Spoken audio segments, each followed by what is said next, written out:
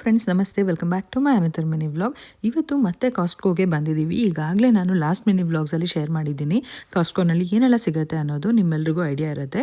ಇವತ್ತು ನಾವು ನಮ್ಮನೆ ಬ್ಯಾಕ್ಯಾರ್ಡಲ್ಲಿ ಒಂದಷ್ಟು ಹೂವಿನ ಗಿಡಗಳನ್ನು ಹಾಕಿದ್ರೆ ಚೆನ್ನಾಗಿರುತ್ತೆ ಅಂತ ಹೇಳಿಬಿಟ್ಟು ಅದಕ್ಕೆ ಬೇಕಾಗಿರೋ ಸೀಡ್ಸು ಬಲ್ಬ್ಸು ಎಲ್ಲ ತೊಗೊಳ್ಳೋದಕ್ಕೋಸ್ಕರ ಬಂದಿದ್ದೀವಿ.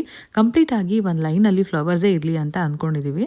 ಗ್ರೌಂಡೆಲ್ಲ ಅಗದ್ಬಿಟ್ಟು ನಾವು ಗಿಡಗಳನ್ನೆಲ್ಲ ಹಾಕ್ಬೇಕು ಅಂದ್ಕೊಂಡಿದ್ದೀವಿ. ಸ್ವಲ್ಪ ಗ್ರಾಸ್ ಇರೋ ಜಾಗದಲ್ಲಿ ಕ್ಲೇ ಮಣ್ಣು ಥರ ಇರುತ್ತೆ, ತುಂಬ ಗಟ್ಟಿ ಇರುತ್ತೆ ಮಣ್ಣು. ಅದಕ್ಕೋಸ್ಕರ ಸ್ಟೋರಲ್ಲಿ ಸಿಗೋ ಗಾರ್ಡನ್ ಸಾಯಿಲ್ನ ಮಿಕ್ಸ್ ಮಾಡಿ ಹಾಕಿದ್ರೆ ಚೆನ್ನಾಗಿ ಬರುತ್ತೆ ಅನ್ನೋದಕ್ಕೋಸ್ಕರ ಒಂದು 10 ಮೂಟೆ ಮಣ್ಣು ಕೂಡ ತೊಗೊಂಡ್ವಿ. ಅದ್ರ ಜೊತೆಗೆ ಆ್ಯಪಲ್ ಟ್ರೀ ಕೂಡ ತೊಗೊಂಡ್ವಿ. ಇವತ್ತು ಎಷ್ಟೊಂದು ಫ್ರೂಟ್ಸ್ ಮರಗಳಿತ್ತು, ಪೇರ್, ಪೀಚ್, ಆರೆಂಜ್, ಲೆಮನ್ ಗಿಡಗಳು ಎಲ್ಲನೂ ಇತ್ತು. ಈ ಸರಿ ಆ್ಯಪಲ್ ಟ್ರೀ ಹಾಕಿ ನೋಡೋಣ ಹೇಗೆ ಬರುತ್ತೆ ಅಂತ ಹೇಳ್ಬಿಟ್ಟು ಒಂದು ಆ್ಯಪಲ್ ಟ್ರೀ ತೊಗೊಂಡ್ವಿ. ಇದ್ರ ಜೊತೆಗೆ ಇನ್ನೂ ಒಂದು ಆ್ಯಪಲ್ ಟ್ರೀ ಕೂಡ ತೊಗೋಬೇಕು. ತೊಗೊಳ್ಳೋದೇನೋ ತೊಗೊಂಡ್ಬಿಟ್ವಿ, ಕಾರಲ್ಲಿ ಇಟ್ಕೊಂಡು ಬರೋದೇ ಕಷ್ಟ ಆಯಿತು. ಹೇಗೋ ಸನ್ ರೂಫ್ ಇದ್ದಿದ್ದರಿಂದ ತೊಗೊಂಡು ಬಂದ್ವಿ. ಕಾಸ್ಟ್ಕೋನಲ್ಲಿ ಒಂದೇ ವೆರೈಟಿ ಆ್ಯಪಲ್ ಟ್ರೀ ಇತ್ತು. ಪಾಲಿನೇಷನ್ಗೋಸ್ಕರ ಇನ್ನೂ ಒಂದು ಆ್ಯಪಲ್ ಟ್ರೀ ತೊಗೋಬೇಕು. ಸರಿ, ಇನ್ನೂ ಒಂದು ಕಡೆ ಬೇರೆ ವೆರೈಟಿ ತೊಗೊಂಡ್ರೆ ಆಗುತ್ತೆ ಅಂತ ಅಂದ್ಕೊಂಡ್ವಿ. ಅಲ್ಲಿಂದ ನೆಕ್ಸ್ಟು ಹೋಮ್ ಡಿಪೋಗೆ ಬಂದಿದ್ದೀವಿ. ಇಲ್ಲಿ ಗಾರ್ಡನಿಂಗ್ ಬೇಕಾಗಿರೋಂಥ ಟೂಲ್ಸ್ಗಳು ಬೇಕಾಗಿತ್ತು. ಸೊ ನೀವು ನೋಡ್ತಾ ಇರ್ಬೋದು ಕೊಡ್ಲಿ ಅಮೆರಿಕಾದಲ್ಲಿ ಯಾವ ರೀತಿ ಇದೆ ಅಂತ ಹೇಳ್ಬಿಟ್ಟು. ಇಲ್ಲಿ ಟೂಲ್ಸ್ ಎಲ್ಲ ನೋಡ್ತಾ ಇದ್ರೆ ನನಗೆ ನಮ್ಮೂರಲ್ಲಿ ವ್ಯವಸಾಯ ಮಾಡೋದೆಲ್ಲ ನೆನಪಾಗ್ತಾ ಇತ್ತು. ಆದರೆ ಸ್ವಲ್ಪ ಮಾಡರ್ನ್ ಆಗಿತ್ತು ಅಂತ ಹೇಳ್ಬೋದು ಇಲ್ಲಿ ಟೂಲ್ಸು. ಹೋಮ್ ಡಿಪೋ ಬಗ್ಗೆ ಒಂದು ಪುಟ್ಟ ಇನ್ಫಾರ್ಮೇಷನ್ ಶೇರ್ ಮಾಡ್ತಾ ಇದ್ದೀನಿ. ಈ ಹೋಮ್ ಡಿಪೋ ಅಮೆರಿಕಾದ ಲಾರ್ಜ್ ರಿಟೇಲ್ ಕಂಪನಿ. ಹೋಮ್ ಇಂಪ್ರೂವ್ಮೆಂಟ್ಗೆ ಬೇಕಾಗಿರೋ materials, construction products and services ಕೂಡ ಅವೈಲಬಲ್ ಇರುತ್ತೆ. ಇಲ್ಲಿ ಏನು ಸಿಗುತ್ತೆ ಅನ್ನೋದಾದರೆ ಟೂಲ್ಸ್ ಇರುತ್ತೆ, ಬಿಲ್ಡಿಂಗ್ ಮೆಟೀರಿಯಲ್ಸ್ ಇರುತ್ತೆ, ಅಪ್ಲೈನ್ಸಸ್ ಇರುತ್ತೆ, ಗಾರ್ಡನಿಂಗ್ಗೆ ಬೇಕಾಗಿರೋಂಥ ಟೂಲ್ಸ್ ಇರುತ್ತೆ, ಪ್ಲಾಂಟ್, ಸಾಯಿಲ್, DIY ಪ್ರಾಜೆಕ್ಟ್ಸ್ಗೆ ಬೇಕಾಗಿರೋಂಥ ಮೆಟೀರಿಯಲ್ಸ್ ಎಲ್ಲ ಇರುತ್ತೆ. ಹೋಮ್ ಡಿಪೋ USA ಮಾತ್ರ ಅಲ್ಲ, ಕೆನಡಾ ಆ್ಯಂಡ್ ಮೆಕ್ಸಿಕೋದಲ್ಲಿ ಕೂಡ ಇದೆ. ಇದಕ್ಕೆ ಕಾಂಪಿಟೇಷನ್ ಅಂದರೆ ಲೋಸ್ ಸ್ಟೋರ್ ಕೂಡ ಇದೆ. ಆ ಸ್ಟೋರ್ ಕೂಡ ಒಂದ್ಸರಿ ವಿಡಿಯೋ ಮಾಡಿ ಶೇರ್ ಮಾಡ್ತೀನಿ.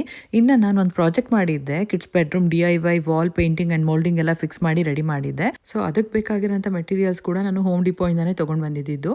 ಇನ್ನು ಇಲ್ಲಿ ಅಮೆರಿಕನ್ಸ್ ಅಂತೂ ಅವ್ರ ಕಾರ್ ಗರಾಜ್ನ ಮಿನಿ ಹೋಮ್ ಡಿಪೋ ಮಾಡ್ಕೊಂಡಿರ್ತಾರೆ. ಕಾರ್ ನಿಲ್ಸೋದಕ್ಕೂ ಜಾಗ ಇರಲ್ಲ, ಹೊರಗೆ ಪಾರ್ಕ್ ಮಾಡ್ತಾರೆ. ಅಷ್ಟು ಆರ್ಗನೈಸ್ ಮಾಡಿ ಟೂಲ್ಸ್ ಎಲ್ಲ ಅರೇಂಜ್ ಮಾಡಿ ಇಟ್ಕೊಂಡಿರ್ತಾರೆ. ಯಾಕಂದರೆ ಅವ್ರಿಗೆ ಇಷ್ಟ ಆಗೋ ಪ್ರಾಜೆಕ್ಟ್ಸ್ನ ಅವರೇ ಸ್ವತಃ ರೆಡಿ ಮಾಡ್ತಾರೆ ಅಂತ ಹೇಳ್ಬೋದು. ಅಂದರೆ ಅವರೇ ಇಲ್ಲಿ ಕಾರ್ಪೆಂಟರ್ಸ್ ಥರ ಎಲ್ಲ ಕೆಲಸನೂ ಮಾಡ್ಕೊತಾರೆ.